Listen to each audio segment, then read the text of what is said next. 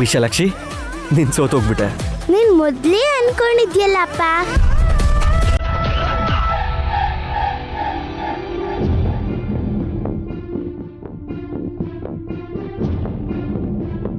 Super ಆಗಿ ಆಡಿದ್ರಿ ಅದ್ಗೆ. ಗಾಯತ್ರಿ ಪುಟ್ಟಿನ ತೊಡೆ ಮೇಲೆ ಕೂಡಿಸ್ಕೊಂಡಿದ ತಕ್ಷಣ ನಯನಮ್ಮನ ದೆಸೆನೆ ತಿರುಗ್ಬಿಡ್ತು.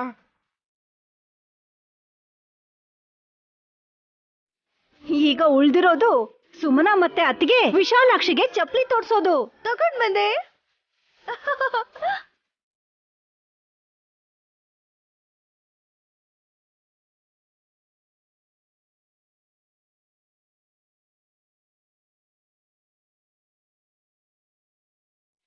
ಮಾಮ್, ಹಾಕ್ಲೇಬೇಕಾ? ಹಾ, ಹಸ್ಬೆಂಡು. ಬೇರೆ ದಾರಿ ಇಲ್ಲ. ಏನೇ ಹೆದರ್ಸ್ತಿದ್ಯಾ? ಅಕ್ಕ, ಮಾತು ಅಂದ್ರೆ ಮಾತು, ಅದನ್ನ ತಪ್ಪಾರ್ದು.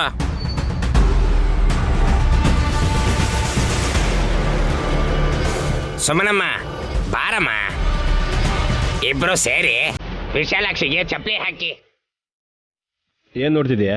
ಹೋಗು, ಪಾಪ ಸ್ವಲ್ಪ ಆದ್ರೂ ಕಮ್ಮಿ ಆಗುತ್ತೆ. ನಿಮ್ಗೊಳಗೊಳಗೆ ಖುಷಿ ಆಗ್ತಿದೆ ಅನ್ಸತ್ತೆ. ಆಗಲ್ವಾ ಮತ್ತೆ? ಚಳ್ಳೆ ಹಣ್ಣು ತಿಂದವ್ರ ಮುಖ ನೋಡಕ್ಕೆ ಎಷ್ಟು ಚೆನ್ನಾಗಿರುತ್ತೆ ಗೊತ್ತಾ?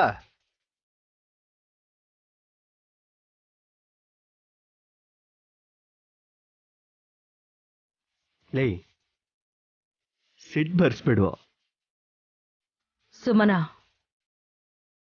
ಪರವಾಗಿಲ್ಲ ಬಿಡು. ಮಾಮ್,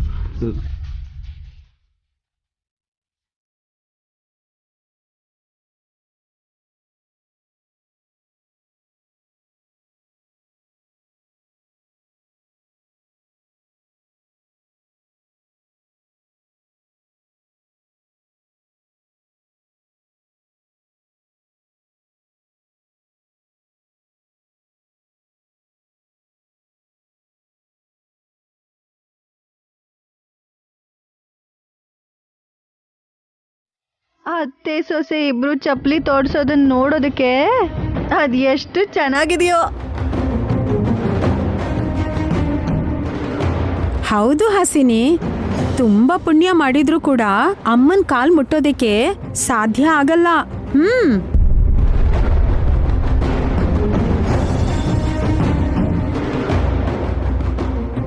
ಚಿಚಿ, ಎಲ್ಲೆಲ್ಲಿ ಹೋಗಿದ್ಲೋ ಏನೋ, ಆ ಚಪ್ಲಿನ ನಾವು ಮುಟ್ಟೋ ಹಾಗಾಯ್ತು. ಹೊಸ್ಲಿಂದ ಆಚೆ ಇರ್ಬೇಕಾಗಿರೋದನ್ನ ಮನೆ ಒಳಗ್ ಬರೋ ಹಾಗೆ ಮಾಡಿದ್ದು ನೀವು. ಏನೋ ನಾವಾ? ತಂದಿದ್ ನಾನತ್ತೆ, ಆದ್ರೆ ನೀವು ಸೋತಿದ್ರಿಂದ ಅಲ್ವಾ ಇಷ್ಟೆಲ್ಲ ಆಗಿದ್ದು.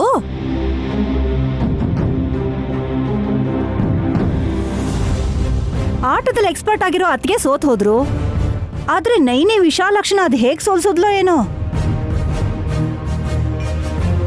ನನಗ್ ಮೋಡಿ ಮಾಡ್ಬಿಟ್ಲು ಅಮ್ಮ. ಅವಳು ಆಡೋದನ್ನ ನೋಡ್ತಾ ನಾನು ನನ್ನಾಟನೇ ನನ್ ಮರ್ತು ಕೈಯಲ್ಲಿದ್ದ ಕವಡೆಗಳು ನಾನು ಅನ್ಕೊಂಡಿದ್ದ ಸಂಖ್ಯೆಗಳನ್ನ ಬರ್ದೇ ಇರೋ ಹಾಗೆ ಮಾಡ್ತು. ಆ ಅವಕಾಶನ ಅಮ್ಮ ಆಟದಲ್ಲಿ ಉಪಯೋಗಿಸ್ಕೊಂಡ್ಲು. ಹೌದಮ್ಮ, ನೀನ್ ಆಡೋದಕ್ಕಿಂತ ನಾನ್ ಹೇಗ್ ಆಡ್ತೀನಿ ಅಂತ ನೋಡೋದ್ರಲ್ಲೇ ಮುಳುಗೋಗಿದ್ದೆ.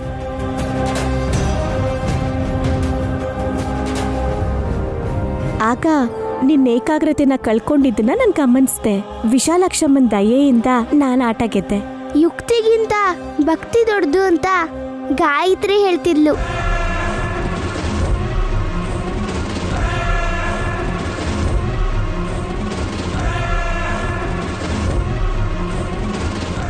ಯಾವ ಗಾಯತ್ರಿ? ಈ ಮಗುಗ್ ಮಾತ್ ಬಂದಿಲ್ವಲ್ಲ? ನನ್ ಭಕ್ತರಲ್ಲೊಬ್ರು ಗಾಯತ್ರಿ ಅಂತಾನೂ ಇದಾರೆ ಬಿಡು.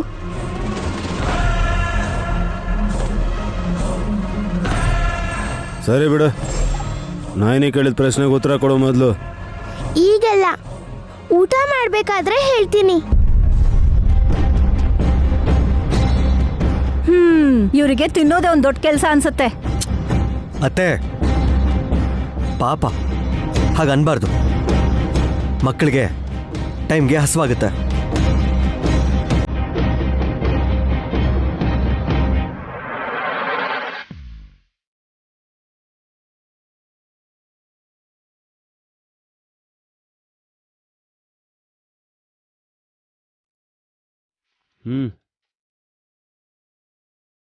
ಏನ್ ಮಾಡೋದಿಕ್ಕೆ ಏನ್ ನೋಡ್ಕೊಳ್ಳೋದಿಕ್ಕೆ. ಸೋತೋಗಿರೋ ಮುಖಕ್ಕೆ ಎಷ್ಟೇ ಮೇಕಪ್ ಹಾಕಿದ್ರು ಗ್ಲಾಮರ್ ಇರಲ್ಲ ಅಂತ ಇವತ್ತು ನಿಮ್ಮ ಮುಖ ನೋಡಿದ್ರೆ ಗೊತ್ತಾಗ್ತಿದೆ ಮಾಮ್. ನೀವು ಕೂಡ ನೋಡ್ಕೊಳ್ಳಿ ಅಂತ ತೋರಿಸ್ತಾ ಇದ್ದೀನಿ. ನಾನ್ ಆಫ್ಟರ್ ಆಲ್ ಚೌಕಾಬಾರ ಆಟದಲ್ಲಿ, ಅದು ಕೂಡ ಅಪ್ಪಪ್ಪ ಅಂದ್ರೆ 13 ವರ್ಷ ಆಗಿರೋ ಹುಡುಗಿ ಕೈಯಲ್ಲಿ ಸೋತಿರೋದು ಬೇಜಾರಾಗ್ತಿದ್ರೆ, ನಯನಿ ಆಟದಲ್ಲಿ ಗೆದ್ದಿರೋದು ನನಗ್ ಸಿಟ್ಟು ತರಿಸ್ತಿದೆ ಕಣೋ. ಅಲ್ಲ, ಇದರಲ್ಲೇನೋ ಚೀಟಿಂಗ್ ಇತ್ತು ಅಂತ ಅನಿಸ್ತಾ ಇದೆ ಮಾಮ್. ಇಲ್ಲ ಅಂದ್ರೆ ನೀವು ನಿಮ್ಗಿಂತ ಮೊದಲು ಸುಮನ ಆಟದಲ್ಲಿ ಸೋಲೋದು ಅಂದ್ರೇನು? ಆ ವಿಶಾಲಾಕ್ಷಿ ಮುಗುಳ್ನಗ್ತಾ ಆಟ ಆಡ್ತಿದ್ರೆ ತುಂಬಾ ಪ್ರಾಮಾಣಿಕಳು ಅಂತ ಅನ್ನಿಸ್ತಿತ್ತು. ನಯನಿ ಭಕ್ತಿಯಿಂದ ಆಡ್ತಿದ್ರೆ ಅದಿಲ್ದೇ ಇರೋದು ನಮ್ಗ ಅಂತ ಅನ್ನಿಸ್ತು. ನಾನ್ ಕೂಡ ಕವಡೆ ಹಾಕೋಕ್ಕಿಂತ ಮುಂಚೆ ಅಮ್ನೋರ್ನ ನೆನ್ಸ್ಕೊಂಡಿದ್ರೆ ಗೆಲ್ತಿದ್ನೋ ಏನೋ. ಸಡನ್ ಆಗಿ ಬದಲಾವಣೆ ಬರಲ್ಲ ಮಾಮ್. ನೈನಿ ಏನೋ ಚಿಕ್ಕ ವಯಸ್ಸಿಂದ ಅಮ್ಮನವ್ರನ್ನ ಬೇಡ್ಕೊಂಡು ಇವತ್ತು ಈ ಸ್ಥಾನಕ್ಕೆ ಬಂದಿದ್ದಾಳೆ. ಅಪ್ಪ, ಅಂದ್ರೆ ಆಗಾಗ ನಾವು ಕೈ ಮುಗಿಯೋದು ಭಕ್ತಿ ಅಲ್ಲ ಅಂತಿದ್ಯಾ? ಇಲ್ಲ. ಆ ನಯನಿಗೆ ಭಕ್ತಿ ಇರೋದು ಅಂತ ಡಿಸೈಡ್ ಮಾಡ್ತಿದ್ಯಾ? ಅಯ್ಯ, ನನ್ನೇ ಶತ್ರು ತರ ನೋಡ್ತಿರಲ್ಲ ಮಾಮ್. ಇಲ್ಲ ಕಣೋ, ಅದೇನು ಅಂದ್ರೆ ನಯನಿ ಭಕ್ತಿ ಎಂತದ್ದು ಅಂತ ಪ್ರೂವ್ ಮಾಡೋದಿಕ್ ಹೇಳ್ಬೇಕು ಅನ್ಸ್ತಿದೆ. ಪೂಜೆ ಇಟ್ಕೊಳ್ಳೋಣ ಅಂತಾಳೇನು? ಬೇಕಾಗಿಲ್ಲ ಕಣೋ. ಊಟ ಮಾಡ್ಬೋದು ಅಂತ ಹೇಳಿದ ಆ ವಿಶಾಲಾಕ್ಷಿಗೆ ಅಡುಗೆ ಮಾಡಿ ಎಲ್ರಿಂದ ಶಭಾಷ್ ಅನ್ನಿಸ್ಕೊಳ್ಳೋ ಆ ನಯನಿಗೆ ನಾನು ಪರೀಕ್ಷೆ ಕೊಡೋಣ ಅಂತ ಅನ್ಕೊಂಡಿದ್ದೀನಿ. ಯಾಕೆ ಮಾಮ್, ಮತ್ತೆ ಅವಮಾನ ಆಗೋಂಥ ಪರಿಸ್ಥಿತಿ ಬೇಕಾ? ಏಯ್, ಅಷ್ಟು ಸುಲಭವಾಗಿ ರಾಜಿ ಆಗ್ಬಾರ್ದು ಕಣೋ. ಕರುಣೆ ಅನ್ನೋದು ನಯನಿಗೆ ಹೇಗೆ ಪ್ಲಸ್ ಪಾಯಿಂಟು, ಅಹಂಕಾರ ನಮ್ಗೆ ಆಕ್ಸಿಜನ್ ಕಣೋ. ಹೋಗಿ ಸುಮನನ್ ಕರ್ಕೊಂಡ್ ಬಾ. ಯಾಕೆ ಕರಿಬೇಕು ಮಾಮ್? ಸುಮನನ್ನ ನಮ್ಮ ಪಕ್ಕದಲ್ಲಿ ನಿಲ್ಲಿಸ್ಕೊಂಡು ಅವ್ರ ಅಕ್ಕನ ಕಡೆ ಬೆರಳು ತೋರ್ಸಿದ್ರೆ ಸಾಕು, ಅಡ್ಗೆ ಮನೇಲಿ ಬೆಂಕಿ ಉರಿಯತ್ತಲ್ಲ ಅದಕ್ಕಿಂತ ಜಾಸ್ತಿನೇ ಹೊತ್ತಿ ಉರಿತಾಳೆ. ಮಗು ಹುಟ್ಟೋಕ್ ಮೊದ್ಲೇ ಕೆಟ್ಟ ವಿದ್ಯೆನೆಲ್ಲ ಸುಮನಾಗಿ ಹೇಳ್ಕೊಡ್ಬೇಕು ಅಂತ ಇದ್ದೀರಾ ಮಾಮ್? ನಯನಿಗೆ ಭಕ್ತಿ ಎಷ್ಟಿದೆಯೋ ನಾವು ಬದುಕಬೇಕು ಅಂದ್ರೆ ಅದಕ್ಕಿಂತ ಜಾಸ್ತಿ ಬುದ್ಧಿ ಇರಬೇಕು. ನಡಿ, ಈ ತಿಲೋತ್ತಮ ಅಂದ್ರೆ ಏನು ಅಂತ ಅರ್ಥ ಮಾಡ್ಸೋಣ ಬಾ.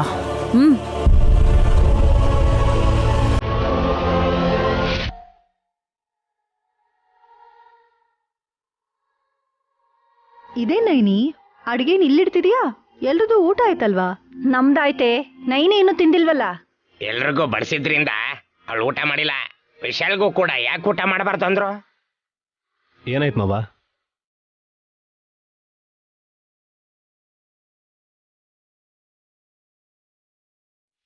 ಯಾಕೆ ವಿಶಾಲಾಕ್ಷಿ? ಅಪ್ಪ ಅಮ್ಮ ಇವತ್ತು ಒಟ್ಟಿಗೆ ಊಟ ಮಾಡ್ಬೇಕು ದೊಡ್ಡಮ್ಮ. ಹ?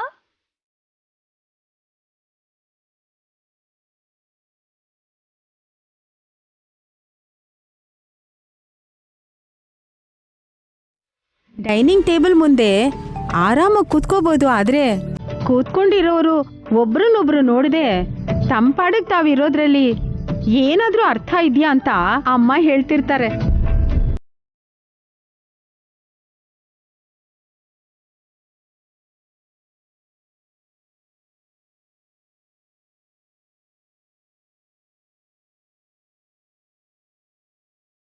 ನಮ್ಮ ಅಕ್ಕ ಬಾವ ಕೆಳಗ್ ಕುತ್ಕೊಂಡ್ ತಿಂತಾರ ಅತ್ತೆ? ಹಾಗೆ ಅನ್ನಿಸ್ತಿದೆ.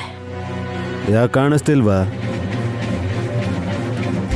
ವಿಶಾಲಾಕ್ಷಿ ಏನೋ ಹೇಳಿರ್ಬೇಕು, ಚಾಚು ತಪ್ಪದೆ ಪಾಲಿಸ್ತಿದ್ದಾರೆ.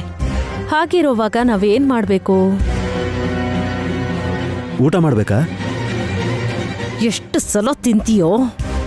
ಹಾಗಲ್ಲ ಮಾಮ್, ನಾವು ಕೂಡ ಹಾಗೆ ತಿನ್ಬೇಕಾ ಅಂತ ಕೇಳ್ತಾ ಇದ್ದೀನಿ. ಬೇಕಾಗಿಲ್ಲ.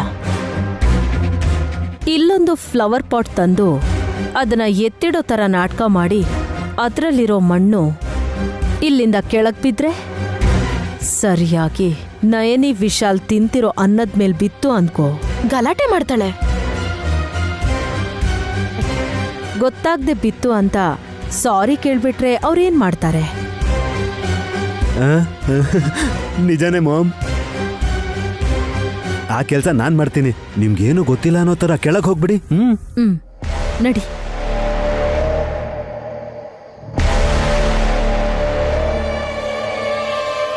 ಕೂತ್ಕೊಳ್ಳಿ ಅಪ್ಪ, ನಿಮ್ಮಿಬ್ರಿಗೂ ನಾನ್ ಬಡಿಸ್ತೀನಿ.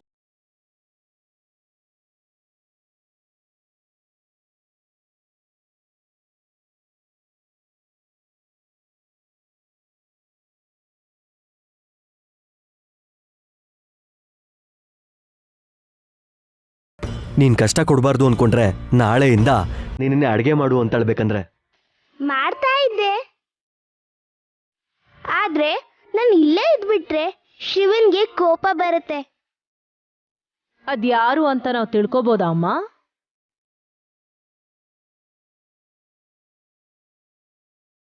ಬಾಯ್ ಫ್ರೆಂಡ್ ಏನು?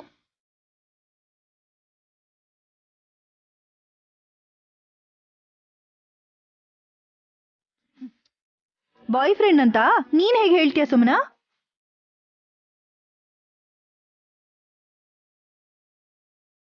ಪರವಾಗಿಲ್ಲ ಬಿಡಿ ದೊಡ್ಡಮ್ಮ.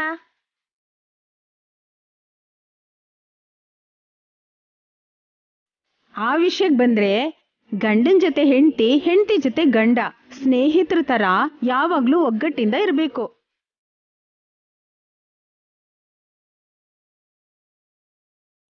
ಹಾ, ಏನ್ ನೋಡ್ತಿದ್ಯಮ್ಮ, ಬಡ್ಸ. ಎರಡು ಬೇಡಮ್ಮ, ಒಂದೇ ಎಲೆನ ಹಾಕೋಬೇಕು. ಅದ್ರಲ್ಲೇ ನೀನು ಮತ್ತೆ ಅಪ್ಪ ಊಟ ಮಾಡ್ಬೇಕು.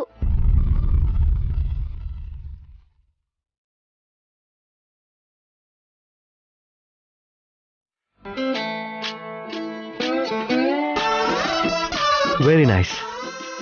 ಮದ್ವೆ ಆದ ಹೊಸದಲ್ಲಿ ಹೀಗೆ ತಿಂತಾರೆ. ಆಮೇಲೆ ಎಲ್ಲರೂ ಅವ್ರವ್ರ ಕೆಲಸದಲ್ಲಿ ಬ್ಯುಸಿಯಾಗಿ ಯಾರು ಯಾವಾಗ ತಿಂತೀವಿ ಅಂತ ಹೇಳೋಕ್ಕಾಗದೇ ಇರೋಂಥ ಪರಿಸ್ಥಿತಿ ಬಂದ್ಬಿಡುತ್ತೆ.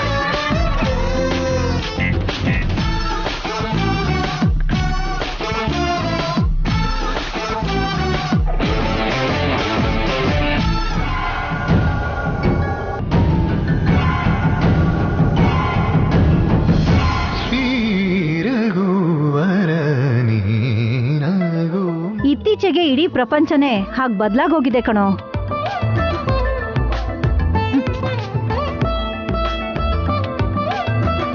ನಮ್ ತಟ್ಟೆ ಬೇರೆ ಆದ್ರೂ ಇರೋದು ಒಂದೇ ಕಡೆ.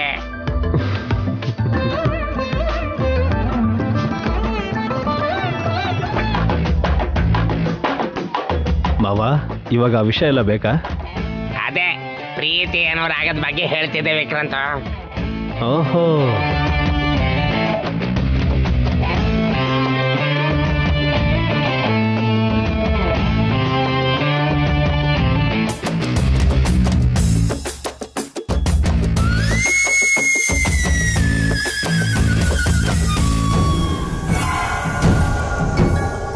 ವಿಶಾಲಾಕ್ಷಿ, ಇವಾಗ ಯಾಕಮ್ಮ ಒಂದೇ ಎಲೆಯಲ್ಲಿ ತಿನ್ಬೇಕು ಅಂತಿದ್ಯಾ? ಇವತ್ ಮಾತ್ರ ಅಲ್ಲ, ಯಾವಾಗ್ಲೂ ಒಂದೇ ಎಲೆಯಲ್ಲಿ ತಿನ್ಬೇಕು. ಇದಕ್ಕೆ ಏಕಪತ್ರ ಭೋಜನ ಅಂತ ಹೇಳ್ತಾರೆ. ಗಂಡ ಹೆಂಡತಿ ಸೇರಿ ಒಂದೇ ಎಲೆಯಲ್ಲಿ ತಿಂದ್ರೂ ಸರಿ, ಇಲ್ಲ ಅಂದ್ರೆ ಗಂಡ ತಿಂದಾದ್ಮೇಲೆ ಅದೇ ಎಲೆಯಲ್ಲಿ ಊಟ ಮಾಡ್ಬೇಕು.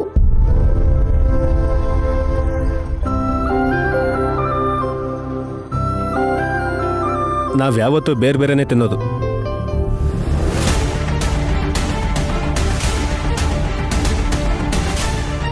ಬೇರೆ ಬೇರೆ ತಿಂದ್ರೆ ಬೇರ್ಪಡಿಸೋದು ಅಂತಾರೆ.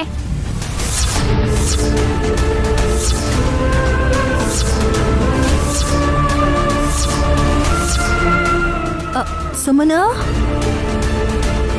ನೀವಿಬ್ರು ಡಿವೋರ್ಸ್ ತಗೋತಿದ್ದೀರಾ? ಅದ್ಯಾಕಕ್ಕ ಹಾಗೆ ಹೇಳ್ತೀಯಾ? ಸೆಪರೇಟ್ ಎಲೆಗಳ ಬಗ್ಗೆ ಅಲ್ವಾ ವಿಶಾಲಾಕ್ಷಿ ಮಾತಾಡ್ತಿರೋದು?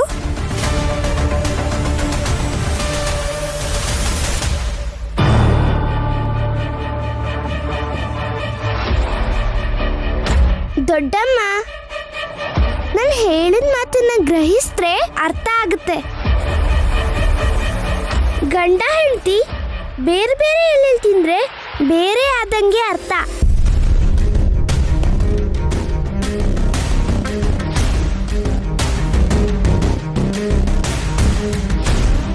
ನೀನ್ ಹೇಳಿದ ಹಾಗೆ ಒಂದೇ ಎಲೆಯಲ್ಲಿ ಎಲ್ಲ ಐಟಮ್ಸ್ ಹಾಕಿ ಇಬ್ರು ತಿನ್ಬೇಕು ಅಂದ್ರೆ ಕಷ್ಟ ಬಿಡು. ಅಷ್ಟೇ ಬಿಡಿ, ನೀವಿಷ್ಟೊಂದು ತಿಂದ್ರೆ ಇನ್ನೇನಾಗುತ್ತೆ? ಏಯ್, ಆದ್ರೂ ನಿಮಗ್ ಶಕ್ತಿ ಜಾಸ್ತಿ ಬಿಡಿ.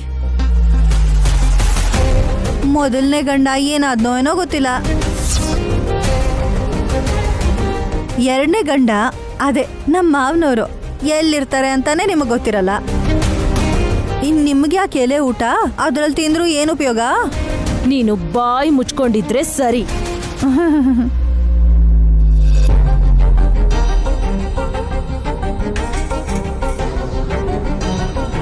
ಈ ಮಣ್ಣನ್ನ ಅನ್ನದ ಮೇಲಲ್ಲ, ಹಾಸಿನಿ ಗುಂಗುರು ಕೂದ್ಲಿಗೆ ಹಾಕ್ಬೇಕು. ಊಟ ಮಾಡಿ ಅಪ್ಪ. ನಮ್ಮ ಮದ್ವೆ ಆದ ಹೊಸದ್ರಲ್ಲೂ ಕೂಡ ಹೀಗೆಲ್ಲ ತಿಂದಿಲ್ಲ. ಆಗ ಬೇರೆನೇ ಪರಿಸ್ಥಿತಿ ಇತ್ತು.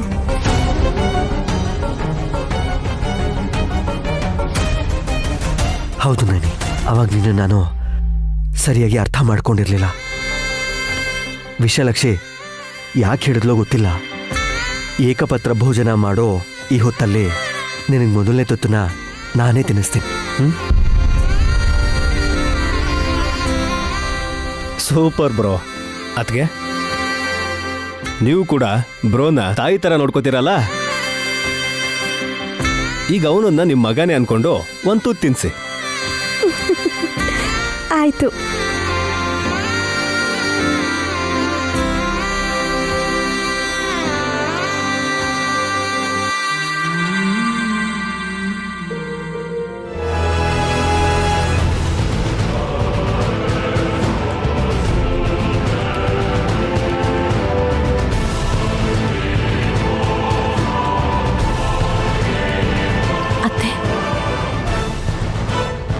ಇವ್ರನ್ನ ಹೀಗೆ ಬಿಟ್ರೆ ಊಟದೆಲೆನ್ ಕೂಡ ಇಬ್ರು ತಿಂದು ಇಲ್ಲೇ ಮಲ್ಕೋತಾರೆ ಅಷ್ಟೇ. ಇನ್ನೊಂದು ತುತ್ತು ತಿನ್ನೋದ್ರೊಳಗೆ ಮಣ್ಣು ಬಿದ್ದು ಎಲ್ಲ ಹಾಳಾಗೋಗುತ್ತೆ.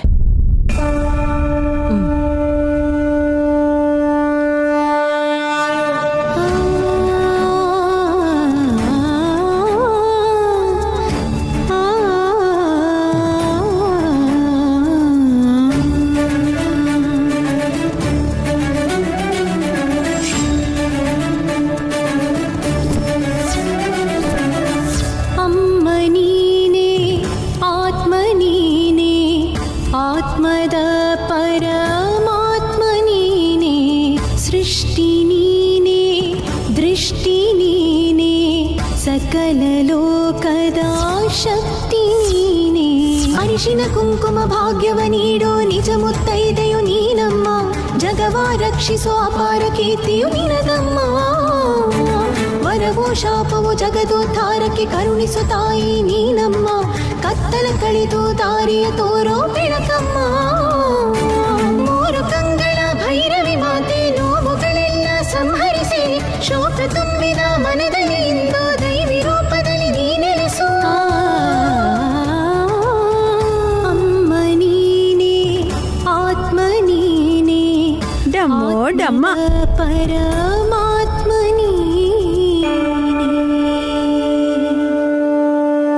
ಹೇಗಿದೆ? ಒಬ್ರಿಗೊಬ್ರು ತಿನ್ನಿಸ್ಲೇಬೇಕಲ್ವಾ? ಆ ರೀತಿ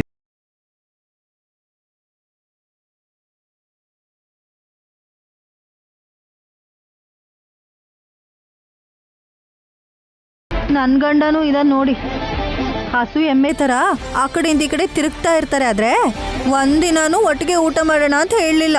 ಬಿಸ್ಕೆಟ್ ಕೂಡ ನನ್ನ ಜೊತೆ ಶೇರ್ ಮಾಡಿಲ್ಲ ಅವರು. ಪಚ ಪಚ ಅಂತ ಸೌಂಡ್ ಮಾಡ್ಕೊಂಡು ತಿಂತಾರೆ ಹೊರತು ಪಕ್ಕದಲ್ಲೇ ಇರೋ ಹೆಂಡತಿ ಕೂಡ ಕೊಡಲ್ಲ ಅವರು.